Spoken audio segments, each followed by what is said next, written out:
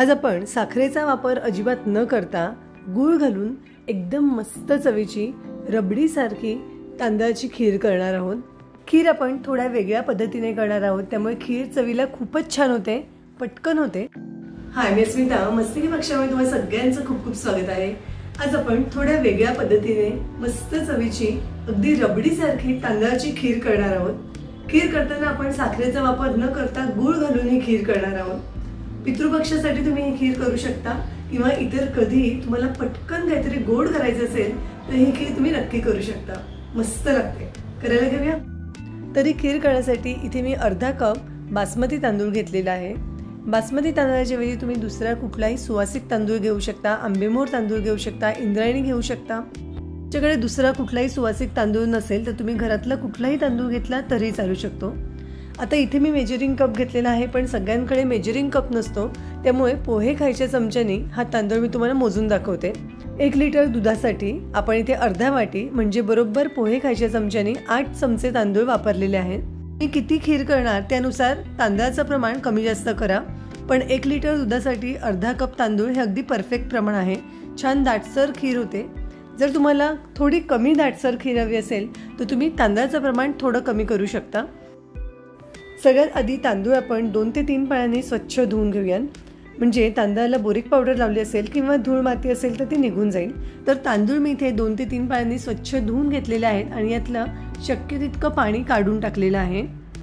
हे धुतलेले तांदूळ मी एका कापडावरती फक्त 10 मिनिटासाठी पसरवून ठेवते, म्हणजे यात काही थोडं पाणी असेल तर ते निघून जाईल आणि तांदूळ थोडे कोरडे होतील।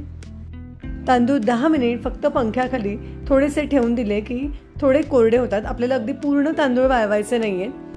तांदूळ वाळतायत तोपर्यंत थोडे काजू, बदाम आणि पिस्त्याचे काप करून घेते। काजू, बदाम, पिस्ते किंवा कुठलेही ड्रायफ्रुट्स घालणं अगदी ऑप्शनल आहे, नाही घातले तरी चालू शकतात।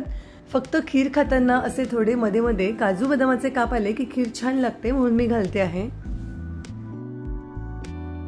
साधारण 5-10 मिनिटात म्हणजे आपले काजू बदामाचे काप होईपर्यंत आपले तांदूळही पंख्याखाली अगदी व्यवस्थित वाळलेले आहेत। खूप अगदी कडकडीत कोरडे झाले पाहिजे असंही गरजेचं नाहीये, थोडेसे ओलसर असतील तरी चालू शकतं।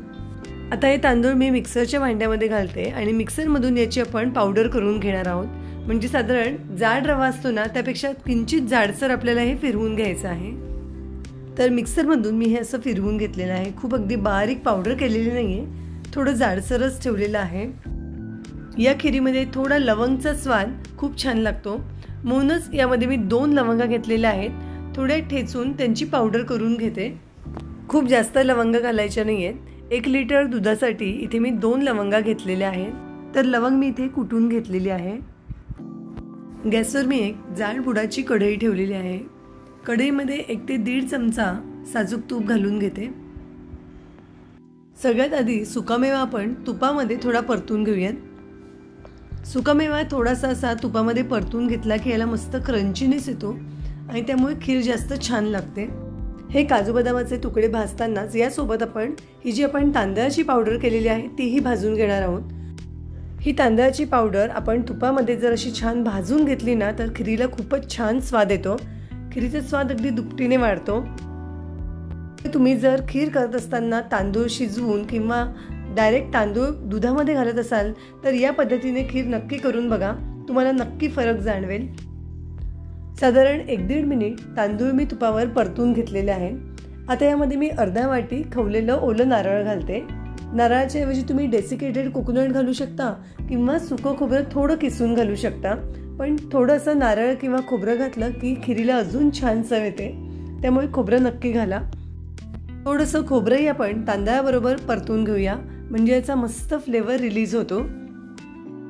खोबरं मी 1 मिनिट परतून घेतलेलं आहे। आता यामध्ये बारीक केलेली लवंगांची पावडर घालते, ती व्यवस्थित मिक्स करून घेऊ।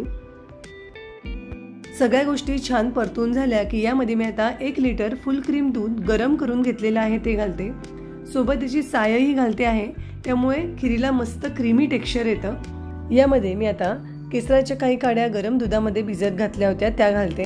केसरामुळे याला रंगही छान येतो आणि स्वादही छान येतो। केसर घालणं अगदी ऑप्शनल आहे, नाही घातलं तरी चालू शकतं। आता साधारण 10 ते 15 मिनिट आपल्याला हे तांदूळ दुधामध्ये छान शिजवून घ्यायचे आहेत। गॅसची फ्लेम मीडियम ठेवायची आणि मध्ये मध्ये असं हलवत राहायचं, कारण तांदूळ यामध्ये घातलेले आहेत त्यामुळे तांदूळ तळायला बसू शकतात आणि मग कढईला खाली लागू शकतात. दुसरं कुठलंही काम करता करता ही खीर होत राहते. फक्त एकदा दोनदा मध्ये असं ढवळून घ्यायचं. जसे जसे तांदूळ शिजतील तशी खीर घट्ट होत जाते.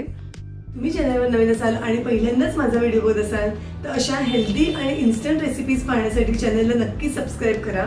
बाजूला असलेलं बेल आयकनही क्लिक करा, म्हणजे यानंतर येणाऱ्या प्रत्येक व्हिडिओचं नोटिफिकेशन तुम्हाला मिळेल. हा व्हिडिओ तुम्हाला आवडला तर लाईक करा आणि आपल्या मित्रमैत्रिणींसोबत नक्की शेअर करा. तर इथे साधारण 15 मिनिट झालेले आहेत. खीर बऱ्यापैकी दाटसर झालेली आहे. यातले तांदूळ शिजले का आपण चेक करूया. तांदूळ अगदी व्यवस्थित शिजलेले आहेत. तांदूळ व्यवस्थित शिजले की आता मी गॅसची फ्लेम बंद करते. मी गॅस बंद करून आता यामध्ये आपल्याला गूळ घालायचा आहे. असं गॅस बंद करून गूळ घातला की दूध अजिबात फाटत नाही. गूळ अगदी व्यवस्थित बारीक चिरून घालायचा, नाहीतर तुम्ही किसून घातला तरी चालू शकतं किंवा गुळाची पावडर घातली तरी चालू शकतं. गॅस जरी बंद असला तरी गरम गरम खिरीमध्ये गूळ अगदी पटकन वितळतो. सगळ्यात शेवटी यामध्ये पाव चमचा वेलची जायफळ पूड घालून घेते. अशी थोडी वेलची जायफळ पूड घातली की खिरीला अजून खूप छान स्वाद येतो. व्यवस्थित मिक्स करून घेऊ. ही खीर तुम्ही गरम खाऊ शकता किंवा थंडगार खीरही खूप छान लागते. खीर जशी जशी गार होईल तशी अजून घट्ट होत जाते. त्यामुळे जर तुम्हाला खीर जास्त घट्टसर वाटत असेल तर तुम्ही थोडं नंतर दूध ॲड करू शकता. तर अगदी 2-1 मिनिटातच गुळाचे सगळे खडे व्यवस्थित वितळलेले आहेत. तर इथे आपली अगदी मस्त चवीची गूळ घालून तांदळाची खीर तयार झालेली आहे. थोडी गार झाल्यावर खीर बघा अजून दाटसर झालेली आहे. तर या पद्धतीने अशी मस्त चवीची तांदळाची खीर तुम्ही नक्की करून बघा. खूपच छान होते. तुम्ही ही खीर अशीच करता का वेगळ्या पद्धतीने करता हे नक्की मला कमेंट्समध्ये सांगा. शिवाय तुम्ही हा व्हिडिओ कुठून बघताय हेही सांगा. तर आज आपण केलेली ही तांदळाची खीर तुम्ही नक्की करून बघा. मस्त होते. पुन्हा भेटू अशाच एका मस्त रेसिपीसह.